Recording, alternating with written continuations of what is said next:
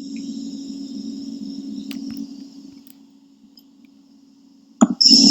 hello, hello. Ooh. Hello. Sorry. Hey, Hello.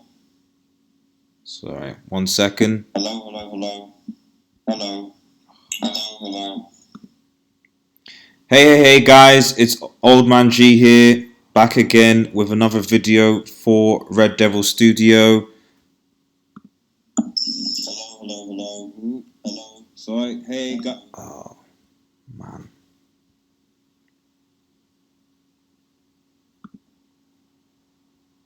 Hello. Sorry. 1 second. Hello, hello, hello. Right. Okay. Hello. We're back.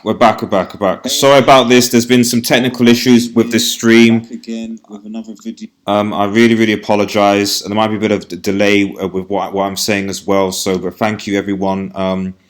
Hopefully you can hear me. Hopefully there's no sound issues. Again, I apologize. Again, sorry. There was an audio issue for the previous podcast, and now I'm restarting again. You probably heard some hellos at the start. We'll probably trim that.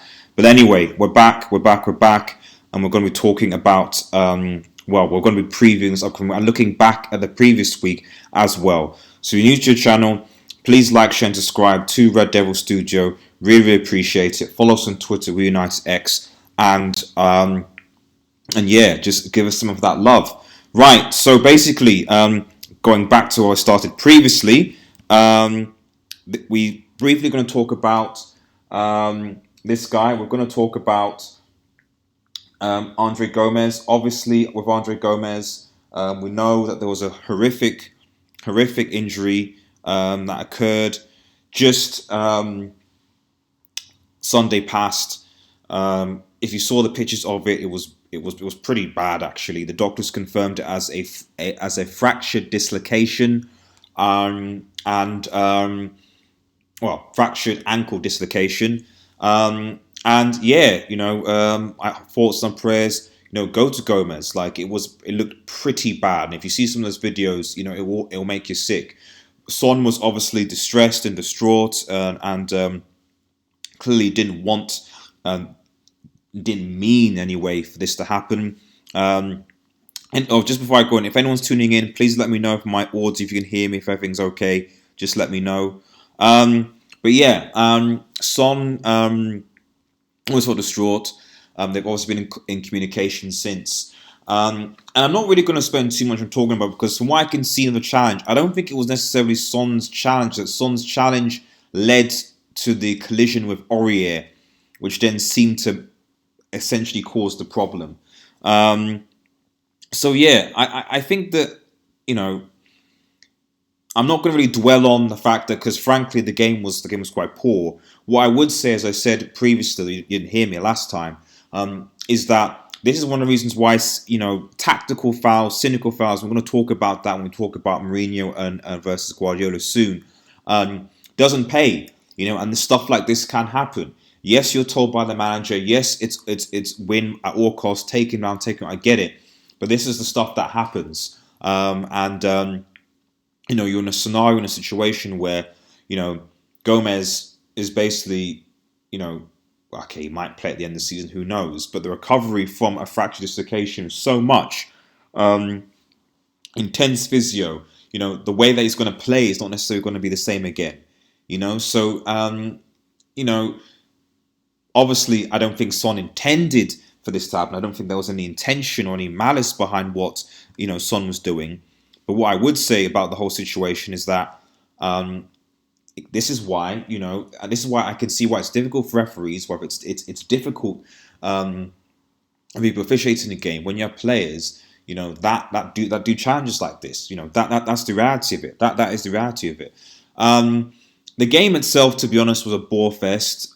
This is a weird season in the fact that your Tottenhams, your Evertons, your Manchester United, even your Arsenals are just doing badly. Like they're just doing badly, And now, the only common denominator between all those four is that they all currently still have the same manager. But right now, everyone is just doing badly. It's just just bad, really. There's nothing else to say about it, really. And this match in particular was mostly forgettable, bar the fact that this injury. That was the major talking point, and possibly a VAR be taking too long. But other than that, it was a bore fest. It was an absolute bore fest. I just think that yeah, we'll see what happens at the weekend, But another Spurs loss, another Everton loss, and another Arsenal loss, another United loss. And we're talking about those are the teams that you should be thinking about relegation. Not Brighton, not Crystal Palace, not West Ham, not Leicester, nowhere near Leicester that's doing quite well. But these teams, and Tottenham and Everton, and United and Arsenal really need to get their finger out and actually, actually start performing. So yeah, terrible game all round. Our thoughts and prayers go with Gomes, but I really think that players need to be conscious that when they're being tasked to tactically foul, or 9 out of 10 times, the player will just roll over, fall to the ground, and get up. You can get some of these. You can get something like this, and it's something to bear in mind. Right. So moving on. This dude. Okay, I'm going to speak a bit more about. I had to rush through it because I've already talked about that, but just a bit more about on this guy, on Sadio Mane. Sadio Mane, I think, anyway, should certainly be on the nomination for Ballon d'Or. I think he's on the nomination for Ballon d'Or and potentially winning Ballon d'Or. Now, obviously, Ballon d'Or is based on last season, but I would say based on even last season into this season, Sadio Mane is Liverpool's Sans Divock Origi's clutch player of the season. That comeback against Aston Villa. And the thing is, I know it's only Aston Villa. It is just Aston Villa, to be fair. People say it is just Villa. Liverpool were expected to win that game. But here you see a team that is playing like they're going to win the league. They are playing like they are already Premier League champions. And this game, which we'll preview later against City, is going to be fundamental to that. Right now, Liverpool, I think, are 6 points, if I'm correct. 6 points, 5 points clear of Manchester City. I'll just get the table up. 6 points. 6 points. You're looking at this. If Liverpool beats City at Anfield, okay, remember they're 6 points clear of Liverpool. 6 points. If Liverpool beats City at Anfield, Liverpool will be 9 points clear of Manchester City. 9 points going into the winter break. Moreover, Leicester and Chelsea have the potential to actually leapfrog Manchester City, which is something that we haven't said in quite some time. So, yeah. But going back to Sadio Mane, man. Sadio Mane, Salah, to be honest, has kind of dropped somewhat. And he's okay, but I think if you're talking about the person to go to for your goals, the team player who's really getting Liverpool out of a jam, it's Sadio Mane. It really is Sadio Mane.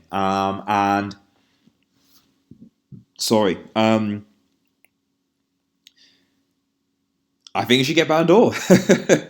I think Van Dijk has been okay this season, but if you're talking about Liverpool's stand-up player this season, it definitely goes to Sadio Mane without a shadow of a doubt. And that header, that just the finishing as well. I mean, the header against Villa, corner kick, flick, it just beautiful. Definitely Africa's best player. I'd argue definitely one of the best players, if not the best player in Europe, currently on form. And I wouldn't be surprised if maybe for next year, if Liverpool win the Premier League this season and possibly even the Champions League, because we know how good they are at Anfield, I will not be surprised if Sadio Mane gets the Ballon d'Or, because he is that good. He is that dude. He's solid. And I hate saying that as a Manchester United fan, but we're not talking about Manchester United. We're talking about Liverpool. And frankly, I just think that this guy needs to get more appreciation for what he contributes to quite an all-round Liverpool team. Just as a note, because obviously I don't have a Guardiola slide, but I thought it'd be just a good idea to just mention it. Guardiola's comments. Guardiola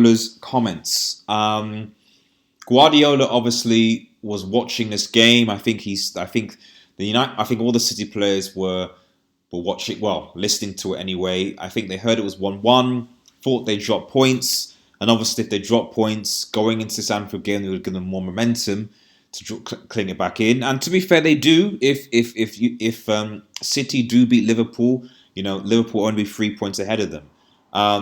But Guardiola's comments about Mane, that sometimes it's talent, sometimes it's diving, dug deep. They dug really deep, and it shows that probably Mane and Klopp are living in Guardiola's head right now. But I like Klopp's comeback in that he said, we don't tactically foul, and to be fair, City do that. They actually do that quite a bit, and as we talked about previously, tactically fouling players, while 9 times out of 10 comes off without a hitch, oftentimes it doesn't. And I think Klopp is right to basically call Guardiola out. It'd be interesting. I think, unfortunately, now it's not Manchester United Liverpool, which is the interesting derby, but City Liverpool is basically the derby to watch. And basically, we'll see what happens. We will see what happens. But keep an eye on Sadio Mane. I think if we're talking about the players, they're going to be key in this. It's basically Sadio Mane versus Raheem Sterling. That's basically where it is. Sadio Mane versus Raheem Sterling. Who's going to come on top? You could argue that Liverpool being at Anfield, on top of that, Bravo being in goal, and their defence, I don't know who'll be coming. I don't think Laporte's fit yet. Will Stones come in? Will Fernandinho? If I'm looking at it, the front three could go either way. But frankly, without any Edison and with Bravo being in goal, as well as the defence, I'd be giving this to Liverpool right now. All they need to do is make Bravo make a few mistakes, because frankly, Bravo's decision making and concentration is not the greatest, as we saw in the Champions League when he got himself sent off and Kovac had to be in goal. And I should have put that. I should have talked about that actually. So, but we don't have time. So yeah, let's move on. So Emery seems to be a common theme in our podcasts, and it's a shame that we don't have the Arsenal fans with us. It's just me. But Emery, yes, is coming up a lot. And Arsenal, I can't remember the last time Arsenal won. They drew with Wolves. They were ahead, conceded. And they dropped points against Wolves. They went away to, I think it was Victoria Prozon away. They went ahead and then conceded in the last minute. This seems to be a common trend for Arsenal right now, and I think, he's stripped the captaincy of Xhaka, whether you agree with that or not. He's brought Ozil back into squad somewhat, but he's on a bit of thin ice. Emery, he's on thin ice, and possibly, this game against Leicester the weekend is a do or die game for him. It really, really is, because the reality is Arsenal are somehow fifth. Somehow, 17 points, won 4, drawn 5, lost 2. They're going to a Leicester side that have a goal difference of 19. They've won 7 games, drawn 2, and lost 2. And I think those losses were to United and I can't remember the other one. Was it to Was it to City? I can't remember. Um, it's quite possible. They're already 6 points from Chelsea in fourth. It's quite possible that they go away to Leicester. Emery goes away to Leicester because Arsenal's away record is that bad. It's quite possible they go away to Leicester and they lose this game. They lose this game. Well, goodness knows what's going to happen because you have teams like Sheffield United, AFC Bournemouth, Brighton, Crystal Palace. Those four teams, all those four teams, if they win on the weekend and Arsenal lose, will go ahead of Arsenal.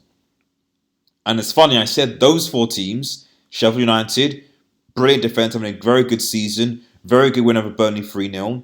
AFC Bournemouth, Brighton, Crystal Palace, all having solid seasons. Manchester United, Spurs, Everton, nowhere. Everton, I think, are just outside the relegation zone, pathetically. So, Unai Emery is on borrowed time. He's on borrowed time. And whether or not he'll be able to, whether he'll actually be able to succeed, I don't know. I don't know. Arsenal fans, AFTV, all the rest of it, there is already a growing movement of fans that want Unai Emery to leave.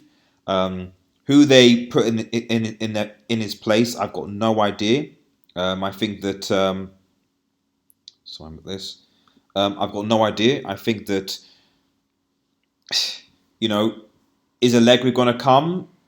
I don't know, especially when you look at the Bayern job that's now available, especially when you look at the fact that looking at Real Madrid and Barcelona, it's quite possible that one, if not both of those managers are sacked at some point this season or towards the end. The only people that people think is Allegri. And to be honest, everyone keeps on saying, get it, and United is obviously in that area as well. Everyone keeps saying, get Allegri, get Allegri, get Allegri. Allegri is not managed in the Premier League before. Allegri's English. We don't know how good it is, for example. And Allegri's style of play, to be honest, I don't particularly think is that great. It's quite defensive and tactically at times has been found out. We're running out. I think people are running out of options. And I think Chelsea were very, very, very lucky in getting Frank Lampard because, frankly, there are just not enough managers out there that can really do the business anymore. So if I were Arsenal fans, as difficult as it is, I would just say stick with Emery, stick with him, give him time, and see what happens. And I guess I say that partially as a biased Manchester United fan who wants to finish ahead of Arsenal this season. But I also say in a sense that you don't want to be like United, you don't want to be like other teams where you make quick, yes, getting new managers in is fine, but you need to make good decisions and good appointments. And it takes time to think about it. You're not going to be able to sign a really good, world-class manager, in the middle of seasons. You're just not going to, unless Arsenal fans want Wenger back. Borrowed time, Emery. Borrowed time for Emery. And speaking of borrowed time, unfortunately, this guy's run out of time, and that's Niko Kovac. Niko, obviously, we were gonna obviously do the episode a while back, but as you probably most people probably know, maybe don't know, Bayern lost last weekend to Frankfurt 5-1. And yes, Jerome Boateng got sent off in that game. But, the fact that Bayern Munich essentially capitulated in that game, conceding 5 goals, I think it was one of the worst defeats in their history. It pretty much sealed the nail for Niko Kovac. It did. Defensively, Bayern have been all over the place while Niko Kovac has been in. Whether that will improve, I'm not sure. We'll see. They had a good performance in the Champions League in the weekday. They didn't concede as far as I'm aware. But this weekend is going to be big. Do I think they should have sacked Niko Kovac? Again, it's a difficult one. His style of play, their performances haven't been great. But at the end of the day, they're still in a league title race. And frankly, I still I still would have pegged, even with Niko Kovac, because he won the league with them last season. I still would have pegged him to be, to still win the league. And in which case, what actually is the requirement for being a Bayern Munich manager? Is the requirement to win the Bundesliga? Because I still think Bayern are favourites to win the Bundesliga, even with their leaky defence, because other teams around them are arguably worse. Or is it Champions League? And then in which case I'd argue, well, does Bayern Munich actually have a squad strong enough to win the Champions League? What manager you put in, doesn't matter what manager you put in, I don't think Bayern Munich right now have the squad to be able to compete in Europe. I don't think they have that squad. I just don't think they have that squad to compete. So, yeah, I just think that, was it the right idea? Was it the right decision to sack him when they're still in the title race? They're still in the top four. I think they're second, and that realistically, they're gonna qualify from their group. So it's like, why are you sacking him? I know the defeat to Frankfurt was heavy. I know the styles in it, but like, why? But it's like, it's similar to Emery in a way. Although you could argue there's 6 points of top four and their performances in the Europa League and so on. But still, it's not like they're in a situation where their goals are unreachable. So if Emery, for example's goal is top four Champions League, it's still reachable they're still in Europa League, still getting through the games, they're still not far outside top four. It's reachable goals still. With Kovac, 1 point, 2 point, I think, not much between first. They're going through the Champions League. His goals are still reachable. So I understand from a player point of view, from the way they played, from the loss, but I don't understand in terms of, the definitive decision now. If I would actually have given him at least till Christmas to see how the league was and then taken it from there. The only reason why I feel you should make these snap decisions is if the person you're going to bring in is going to basically stabilize the ship and give you a better performance and give you an immediate response. If they don't, then ultimately, what was the point? So watch this space, because Bayern Munich played Dortmund the weekend. The Classico, Bayern versus Dortmund, which should be a really tasty game. But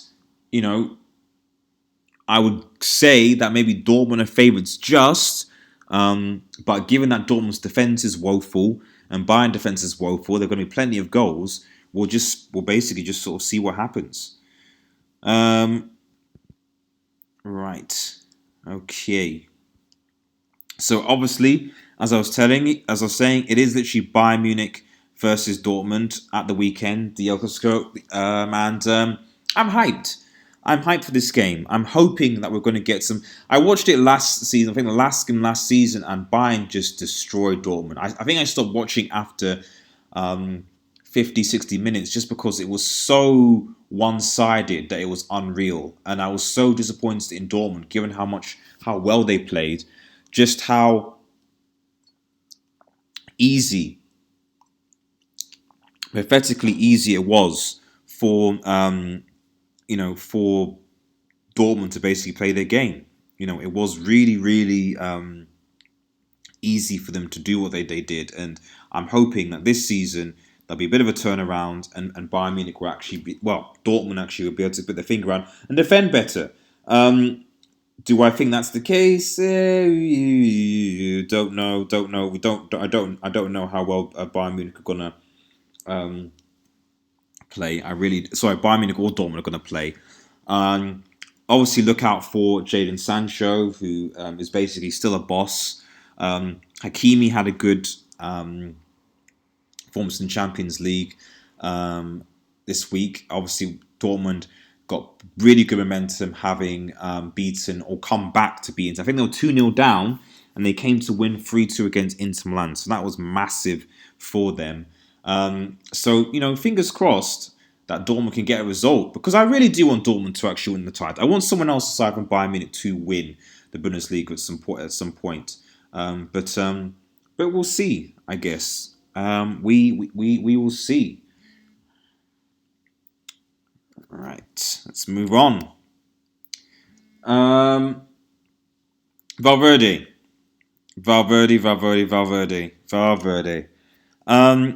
I don't know how this guy is still in a job. I mean, there's a passing trend on this podcast is that we're talking about basically mediocre managers in Emery, in Kovac, and now in Valverde, basically. Valverde, what can you say?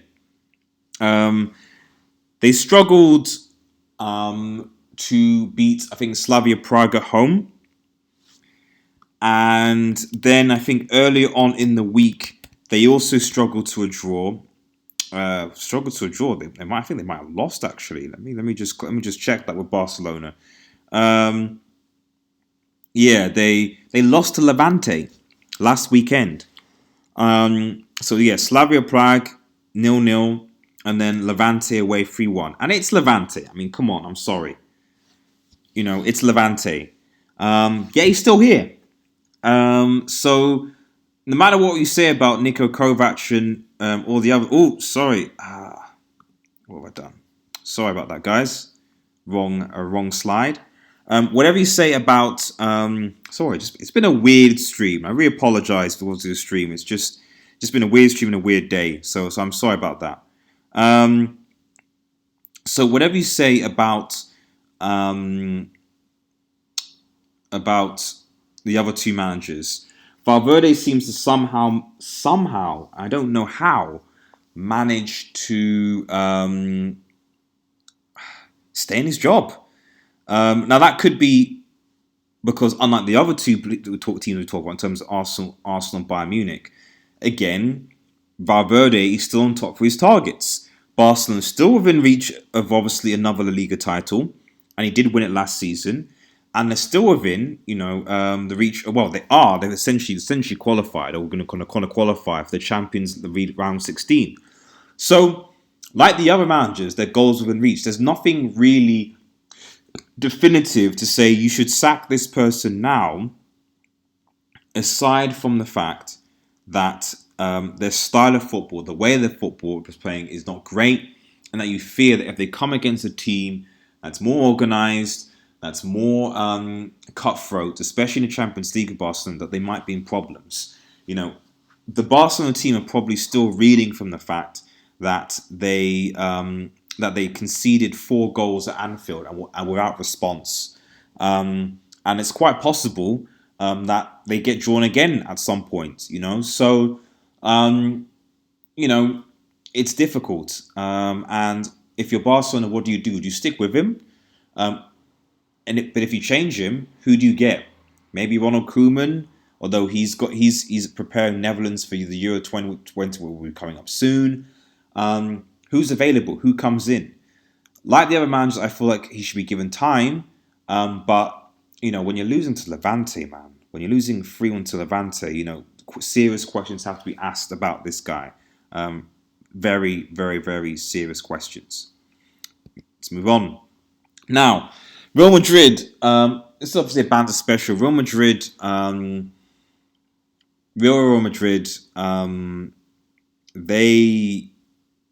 they drew against Real Betis at home, and their home form has not been great until basically Wednesday, when this guy basically announced himself on the world stage, Rodrigo. And yes, it was against Galatasaray. I think people should bear this in mind, that it was against Galatasaray. It wasn't against PSG. It wasn't against Barcelona. It wasn't against even Liverpool. It was against Galatasaray, who, if I'm honest, didn't really play. Just generally just didn't really play that well, if I'm perfectly honest. That said, the way he took him, the goals, the composure, getting the hat-trick, I think is absolutely phenomenal. And hopefully, he's just not another flash in the pan like Vinicius Junior, who seems to have disappeared out of the squad. Hopefully, Rodrigo picks up. He looks good. He looks fresh. We'll see what happens. Watch this space. But a hat trick for Rodrigo, his first Champions League goal, second and his third, I think will do him a lot of confidence. But again, Real Madrid played with a very good flow, a very good attacking intent. They've almost been like Manchester United in the sense that you just see that they just don't seem to be clicking currently right now. And all it takes is another league loss the weekend, and there could be more pressure on Zinedine Zidane. Speaking of pressure, now we turn to Conte. And this is probably going to be a short stream just because of the line, but Antonio Conte. Conte is in a situation. Well, he was unlucky. I don't know how. I don't know why. But he was unlucky to lose. Sorry. Well, is it unlucky or is it poor coaching? Because they had a 2-0 lead against Dortmund away. And here you're thinking, right, okay, potentially going through in the group, we'll see what happens. And what does happen is that they throw away their lead. They concede 3 goals in the second half and make it a lot harder to get out of this group. They'll probably get points against Slavia Prague, although they did drop points. But I think they played them I think they got to play them at home, so they should win. But when it comes to Barcelona, and I think they're playing Barcelona, they think they drew against Barcelona, yes? No, they lost to Barcelona. I think they lost to Barcelona. Anyway, they've got a shot against Barcelona, is what I'm trying to make. But there is a lot of pressure on Conte now to try and get in the group. Personally, I want them to, if Inter drop into the Europa League, they're going to be a challenge for any side. And of course, it'd be very, very, very interesting to see Romelu Lukaku play against Manchester United again. I think that would be very, very, very interesting for a lot of United fans. From the league point of view, he's only a point behind Juventus, and Juventus, although they're winning games and they won just away to Lokomotiv Moscow, they also drew against Lille at the weekend. They're still trying to get into their stride. So I think it's going to be a close title race. Conte, I think, has what he needs. I think he's wanting to get Matic, I think, as well. I think there's a rumor that Inter wants to get Matic in January. So he knows how to get his players. Brings Lukaku, finally signs him, got Sanchez in, strengthening his squad. Maybe a Matic in there as well. I wouldn't be surprised if Conte somehow manages to get the one-up. And I think they were lucky to lose against Juventus. But Juventus, the way they play, I feel they will drop more points this season. And I think it is going to be a very, very close race. So watch this space. But as things stand in the Champions League, Conte is giving himself a lot of work to do. A lot of work. Right, briefly, just before we finish, I quickly want to talk about PSG and Kylian Mbappe. Now, obviously, PSG did win in the Champions League in the season, 1-0 against Club Brugge. But they did lose to, I think, relegation fodder Dijon, I think it was. It doesn't really mean anything because, unfortunately, the French league is a farmers' league, and PSG already, I think, 9 points clear ahead. They've essentially won the league already before it's even gone. They've essentially won. Rasmus A, hey, how you doing?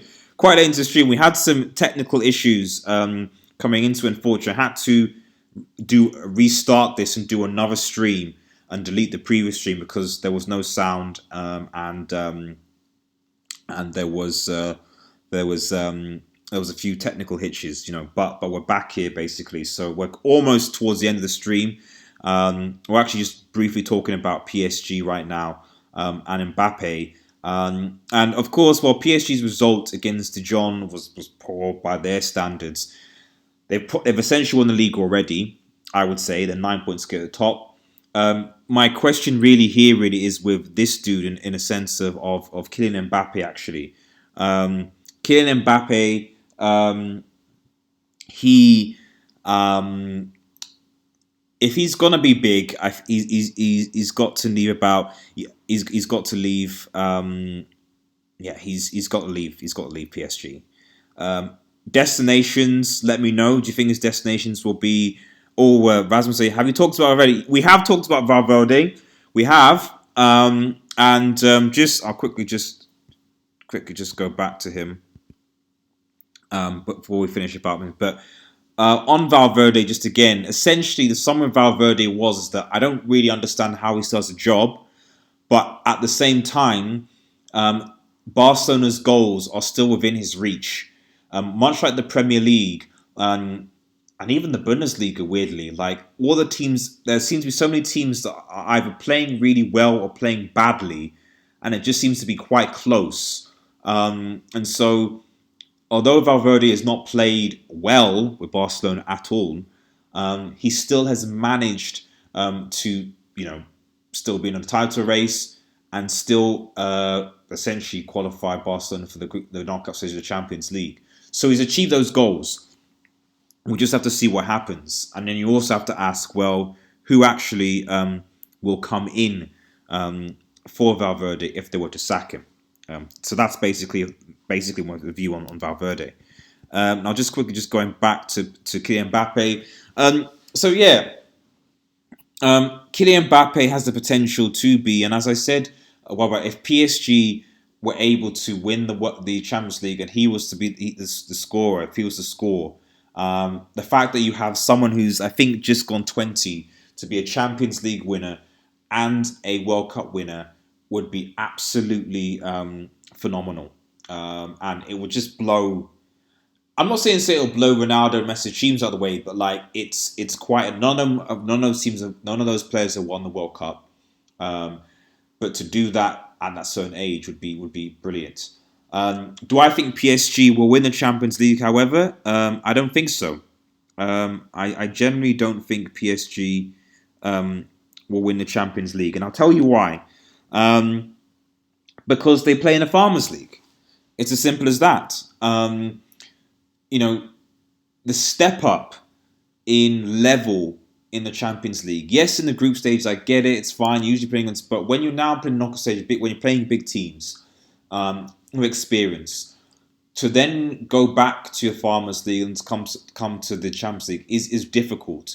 And PSG have a psychological element. Now, it will depend on who they get drawn. They'll obviously top their group, so it very much should depend on who becomes second in the group. If it's the English teams, from what I can see, Liverpool probably will.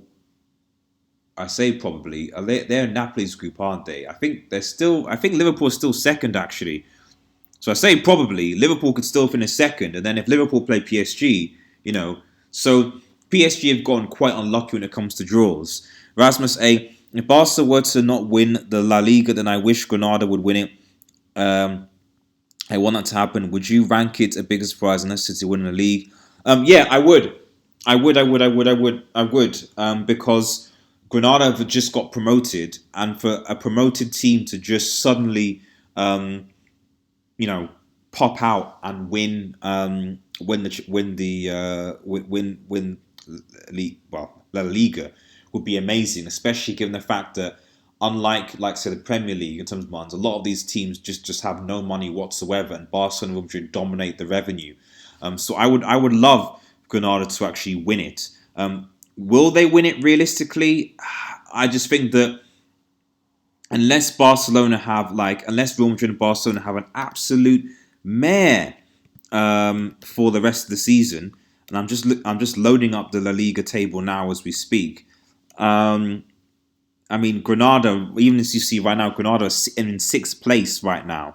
For some reason, Real Sociedad are first, actually. Every time I look at the Liga table, or even the Bundesliga table, I'm like, what random team was up on as first now? I think I think in the Bundesliga it's Borussia Mönchengladbach, and in the Liga, top place is Real Sociedad. So you're like, what's going on? I don't quite understand what's going on here. Granada actually in sixth place. So we'll see. But I would certainly like them to win.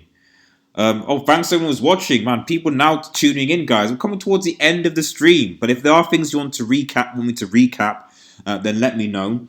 I can go back because we are how many minutes? We're 40 minutes in, so there is a bit of time to go back and go for a few things. Raymond, hey mate, sorry, just want to say no worries, bro, no worries. Like I said, this is probably the what do we have next? Premier fixtures, but I'll quickly just sort of summarize, and then just let me know if you want me to recap anything. We talked early in the stream, and if you want to watch back, I say there were a few technical issues. We talked about the horrific Gomes injury. We then briefly mentioned how good Sadio Mane has been for Liverpool and how he's been their clutch player this season.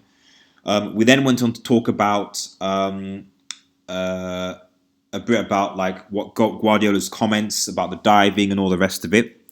Then we started talking about Emery, Kovic, who got sacked from Bayern, and then Valverde. As Rasmus said, I've recapped about Valverde. We had a brief talk about Rodrigo at Real Madrid and how hopefully he can fulfill his potential and develop, unlike Vinicius Jr. And hoping that Real Madrid can get back to where they can be. But they did drop points against Real Betis at home last weekend, and if they do the same thing this weekend, that'll put a lot of pressure on Zidane. We then talked about Antonio Conte and how it was poor coaching for him to concede 3 goals to Dortmund, for them to come back from behind and lose that game. But that in Serie A, it's going to be a tight title race, and that is only a point behind Juventus. And you never know. But if this is a year for Inter Milan to close the gap and try and get one up on Juventus, this is that year. And now we're obviously on Kylian Mbappe here. And basically my question with Kylian Mbappe really is just, does he need to leave PSG to basically be seen as being world class or to develop? Because I just think that in order for PSG will struggle to win the Champions League this year, as I've said, and in order for Kylian Mbappe to develop, I feel as a player, I feel that he will need to leave. Either go to Real Madrid or Liverpool. He needs to leave basically. Rasmus A, do you think it is the Scousers' year? I absolutely hope not, but I must admit I feel it is. Yes, unfortunately, yes. I mean, I'll go back to here to Sadio Mane. Liverpool are playing like champions. They are playing like champions, and they've, at the end of the day, they've been unbeaten since was it January this year?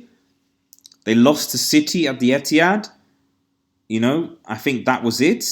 They have not lost a game in the Premier League. Have they lost any other game actually? I don't know. Oh, well, okay. They think they lost to Napoli, I think, away or something. I think possibly in the Champions League. But at home, they haven't lost any games. And I can't remember the last time they lost in the Premier League was against City in January. And City are going to Anfield this weekend. And we're going to preview that in a second. And it's going to be an interesting game. It's going to be a very, very interesting game. But yeah, unfortunately, I think it will be the Scousers' year. Unfortunately. So moving on from Kylian Mbappe, we're going to just start previewing the upcoming fixtures. And like I said, let me know if you want me to recap anything. But that's just a general view as to what's been going on. As I'm saying again, do you think they are going to lose to City this weekend? No. I'll be blunt. No, I don't think they are going to lose. I don't think they are because they are playing at Anfield. They haven't lost at Anfield since I think 2017 to Crystal Palace. So no, I just don't see it. At best, City will get a draw, and we're gonna preview the games actually. So go through. So I'm not going to bother with Norwich and Watford because that's actually going on right now as we speak. Sorry, it already has one because they scored, and actually Watford are 2-0 2-0 up, but they're down to 10. They're down to 10 men. I think Kabasele drew. Norwich, unfortunately, look quite bad actually, but who knows? It's 2-0. It's 69 minutes played. I'll keep you updated with that. I still think Norwich will lose because Norwich have been really, really bad this season. Really bad.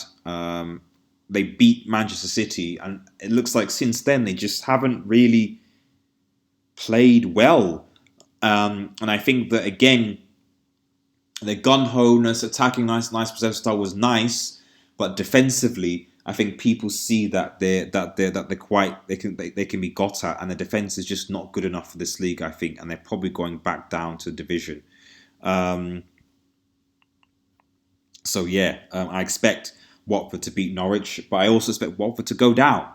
So there you go. It is literally the battle of the bottom too in that respect. Chelsea against Crystal Palace. Crystal Palace are going to be a difficult team for Chelsea.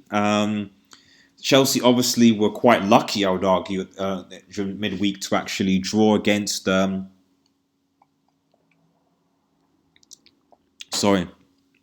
them to draw against Ajax, given that they were down to 10 men, because even though Chelsea played quite well, again defensively and tactically, I mean, you know, they scored the goal, they went ahead, they played quite well, and then suddenly Chelsea are 4-1 down at home. So that's something to bear in mind. Raymond Moore, I hope Leicester versus Arsenal end with a draw. We'll come to that in a second, Raymond. I'll give you my predictions for that. But I still see Chelsea as favourites for this game. I would say probably tuning to Chelsea with Tammy Abraham and Pulisic goal.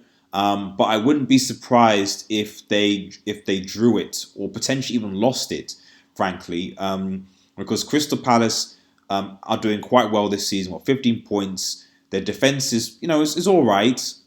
Their away record is actually a lot better than the home form. And to make matters worse, I just think that Chelsea's defense, they conceded. Say what you will about, at the end they still conceded 4 goals. Like they conceded 4 goals against United, they do, when they concede goals, they concede a lot of goals. And that's, I think, something that would be a worry for Frank Lampard and the team. Raymond Moore, the Sheffield United manager deserves to become manager of the year should Sheffield keep their current form. I agree. I actually have Lundstrom in mind, and I'll talk about him in a second, but he really has. And maybe we'll talk about him on another Red Devil Studio Live topic or podcast, because I generally do think that that he's been one of the best managers, one of the best in the Premier League. They're not just a part of the bus team like Burnley, but they are organised and they do score goals. And they will certainly give Tottenham, because Sheffield United are going to Spurs. I think they'll give Tottenham a run for their money. I really do, and we'll come to that in a second. So Burnley, West Ham. I don't know about this one. Really. Draw 1-1. Chris Wood. Probably a West Ham. Who could score for West Ham? Maybe Felipe Anderson. I just think they're Turf Moor. West Ham, capitulated against Newcastle at home somehow. Will want to get a result, but I think Burnley will be able to hold them out. Newcastle against Bournemouth. Newcastle at home. Bournemouth obviously beat Manchester United, as everyone knows. But they obviously dug deep and held on to what they had. You can't do that against Newcastle, because Newcastle will be the masters of that. So I actually give this to the Geordies. I think they've also been on a good run of form. Steve Bruce seems to sort of be settling in. I think generating a bit of positivity. So I think, I think I give this to Newcastle. Probably just a 1-0. A 1-0 with who was it? Is it Maron? Almiron? I think probably to score the goal. That's possible. Or 2-0 to Newcastle. Almiron and Shelby. Just still previewing the games. So Southampton, Everton. The Saints, obviously, it seems like ever since they got battered by Leicester, and while their performances against, they still lost against City, their performances were better. Please like the vid, by the way. Please like the vid if you can. But their performances were better. They were a lot better. And I think if they take that performance, especially being at home, especially against Everton's side, there obviously a lack a bit of creativity of Andrew Gomes being not there, but also just I don't even know what Everton are doing right now, to be honest. I think that Southampton could, if they play their cards right, get a win here. So I give it 1-0 to Southampton, James Ward-Prowse. Tottenham against Sheffield United, I think, even though this is at the Spurnabau, as expressions would say, I do think that I generally do think that that this will be difficult for Spurs. And if I'm honest, my score prediction is probably 1-0 to Sheffield United with Laudstrom to score the goal, because I think that there's clearly something going on at Spurs, and I think unlike United, where I feel like we don't have the squad, Spurs do have the squad, but there's just something up because they're just not playing like they should be playing, and it just looks like they're probably. I don't think they're going to get top 4 this year, and I certainly don't think that they're going to do much in the Champions League either. So you're like, well, what is left really? They got knocked out of the Europa League, the League Cup already. No silverware there. The FA Cup will be in, but you probably expect they'll be knocked out there either. So again, I just predict another trophyless season for Spurs. Have I previewed United yet? Not United yet. Leicester City against Arsenal. Now that's the one that Raymond wanted me to sort of talk about. 3-1 to Leicester. 3-1 to Leicester City, I think, boys. Leicester City have been on fire. They've got such a solid team right now. It's unbelievable. Brendan Rodgers is a very good manager, and I think Arsenal, we know that their way form is crap. We know that they've got the Xhaka thing. There's just a lot of I think unrest, and Leicester City could capitalise on that.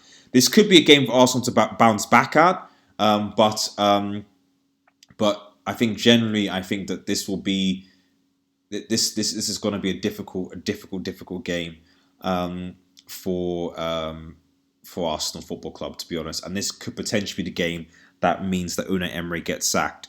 So I know you're saying, Raymond, that that you think that Leicester City and Arsenal may end in a draw. But if I'm honest, I think that Leicester City, I think they're going to lose this game. I think Arsenal are going to lose this game. And I think that this might be the final in in Emery's coffin, potentially. We will see. So 3-1 to Leicester City. Wolves, Aston Villa. Good performance by Wolves in Europa League, just to get a win, and I think they will get out of the Europa League group stage, which is a first, actually, because you're now thinking, wow, okay, so Chelsea, Liverpool, City, and Spurs. Well, definitely City and Liverpool. I'm not sure about Spurs and Chelsea yet, but you'd anticipate that they should be able to get out of their groups. And then suddenly you then have United, Wolves, and obviously Arsenal. And suddenly you have like 7 English teams, in the final stages, So you are bound to see English teams at least performing well, or like you like to think should at least progressing well into the European competitions. Irrespective, though, I suspect, though, with Villa's good run of form, because they were unlucky to lose against Liverpool. I think they played very well. I think that Wolves, as we see, just struggle to play against teams that defend deep and are organised. And I actually give this win to Aston Villa. I think Villa will win this 2-0. I predict this as a loss for Wolves. Last few games, obviously United versus Brighton. I'll be doing my preview tomorrow. Rasmus A, what do you think about rumours of Zlatan joining AC Milan? Finish EPL report answering this. Okay. So Manchester United versus Brighton. Manchester United versus Brighton. This is a must-win game for us, and I will be posting. And actually, I won't really speak a lot about United versus Brighton because I will be doing a match preview tomorrow because we are playing on Sunday. So I will be doing a preview stream then. But needless to say, stay tuned for that, and you'll hear what my prediction score is, my predicted line, etc., etc., etc. Liverpool versus Manchester City. Liverpool versus City. Well, as much as it pains me to say this, I think Liverpool will win this game. I genuinely think Liverpool will win this game. Liverpool, they rate and also. Do you think Mourinho will replace Emery if he gets sacked? I'll come to that as well as soon as I finish this. Liverpool versus City. I'm going to be ambitious actually. I'm going to give 3-0 to Liverpool. 3-0 to Liverpool. And you might think, oh, that's such a big score, such a big deficit. But the reason why I give the win and the scoreline to Liverpool is simply because, number one, they're at Anfield. When was the last time City beat Liverpool at Anfield? Exactly. When was the last time Liverpool lost at Anfield? Exactly. But two, Man City are injury blown. They're missing key players. Alisson is back. Liverpool have essentially got a full strong 11 and then some. City are losing their best defender, Laporte. Obviously, let company go. Their goalkeeper's in. Ederson is out. So they'll be using, I think, Bravo instead, who is very shaky. I think he's very, very shaky. And defence is anyone's guess. Is it going to be Rodri with Otamendi? Is it going to be Fernandinho? What's going on? Because if Otamendi is in that defence, you know that they're going to concede at least 4. So I don't know. But I think that they're quite vulnerable. They'll be vulnerable at the back. And as we've seen with the season with City against better teams and teams that are around them are vulnerable at the back. And if Ox comes into that team as well, knowing Oxlade-Chamberlain can score goals from outside the box, and he scores a lot of those goals, that could cause a problem. So I give 3-0 to City right now. Lauren Krasnicki, man, everyone's coming in late. So maybe I should let me know, guys. Actually, so I'll speak that in a second. But yes. That's why we're 3-0 to City. Now, on to address the remainder of your comments, and then I'll give fantasy football tips, and that'll be us. Let me know, guys. When do you think I should start some of these streams, Red Devil Studio Live? Now, UK time-wise, so bear in mind UK time, I usually start my streams either 7:30, 8 o'clock, 8:30 UK time. But obviously, I'm noticing that a lot of you guys are coming in maybe slightly later or coming in, etc. So, do you want me to do these podcasts? It's easy to do these podcasts later. It's because what I might do is I might do these podcasts, especially if I'm doing them by myself, discussing at 10 o'clock UK time, which seems to be when more people seem to be around. And that way, it'll just be more engaging that way. So just let me know about the time. Now because we've almost finished the stream, addressing some of these questions here. So Rasmus A's first. What do you think about rumours of Zlatan joining AC Milan? Can he... like the video, by the way. Like the video. 4 people viewing. Like the video if you can. What do I think about him joining? It's a bit weird, to be honest, because I would have thought that Zlatan, to be honest, that him going to MLS would have, that would have been it. That would have been it, for Zlatan Ibrahimovic, retire there, etc., or go back to Malmö in Sweden. Him going to AC Milan, I think... I mean, if he does do it, we'll see. I mean, I don't think he's as quick as he was, obviously, but Serie A is quite a slow, or is a lot slower paced league in comparison to obviously the Premier League and even La Liga. And I do think that AC Milan, given their position, because AC Milan in quite a difficult position, I think they're run by Chinese now, something like that, and they're not where they are. So maybe Zlatan Ibrahimovic can go there to bring a bit of leadership and stability and motivation to get them where they need to be. Because Milan, or i.e. AC Milan, are in a much worse position than Inter Milan, that where Conte seems to be taking them in a positive direction.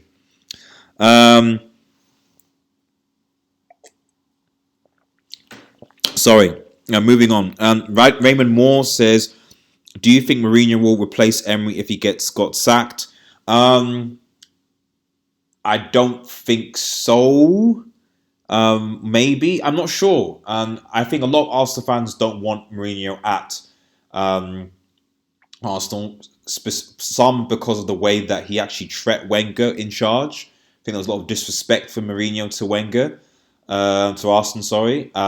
And I think a lot of fans still remember that and don't want him in the club. They don't know how to start a football, the change of philosophy, all the rest of it. So I think I can see a lot of Arsenal fans being against it. However, you again have to ask who's available. Mourinho as well is not going to get money at Arsenal. So would Mourinho go to Arsenal when he's not going to be promised funds? The only thing I guess you could say is that Mourinho, the Arsenal have the squad. The squad is there, and Mourinho could make this squad better. But Mourinho is not going to get money from Arsenal Football Club. No way. And we know that Mourinho. I think, if I'm honest, Mourinho is more likely to go to Real Madrid and is probably watching to see what happens at Bayern Munich. Are they going to maybe approach him? What happens at Madrid? And I think he will more likely go back there than I think to Arsenal. But we'll see. Strange things have happened because right now the Arsenal job could be vacant, the Bayern job is vacant, and certainly the Real Madrid and Barcelona job could be up for grabs depending on how things go. Let alone the United job, so there are potentially 5 jobs going. Possibly the PSG job if Thomas Tuchel bottles the Champions League again. So we'll see. And then Lauren Krasnick, if we lose against Brighton, I'm sorry, but Ollie has to be sacked. Stay tuned, Lauren Krasnick, for my preview. I'm going to be doing a preview tomorrow. Maybe tomorrow evening, I don't know. Probably tomorrow evening, actually, where we preview the Brighton versus Manchester United game. But needless to say, it is a big game, and I'll be talking a lot more about it then. Just because I just want to leave the Manchester United stuff outside of this for a while, and we'll talk about it. And I'll probably do, what I'll do is what I'm gonna do I'm gonna do in the morning. I'm gonna do a simulation. A FIFA simulation of United Brighton game. And I'll stream this in the morning, and then in the evening I'll be doing a preview stream, obviously, with a preview stream which will be interactive, and we'll predict and we'll talk about what the lineup's going to be, etc. So that is that. Thanks everyone for listening. I think as just to finish with fantasy football picks. I think if you're playing fantasy football, my advice would be, if we're top 3, would be to put in Lodstrom for Sheffield United defender. Very, very good pick. Got a lot of points. If you're not going to your team, I put him in your team ASAP. I'd also probably put in a Leicester midfield, either Maddison, Tielemans, or Perez. Because I think they're going to get some goals against Arsenal, and I think as far as the third option goes, what's the third option? Third option. Third option. Who would I pick as the third option? Probably, I would say if you're going to be a third option, Tammy Abraham is always a safe shout, or Christian Pulisic, because I think there will be goals in Chelsea Crystal Palace game, and I no doubt Chelsea will score goals. So Pulisic or Tammy Abraham would be my picks. Last comment before the end of the stream. A lot of big teams are struggling this season, and small teams are playing very good.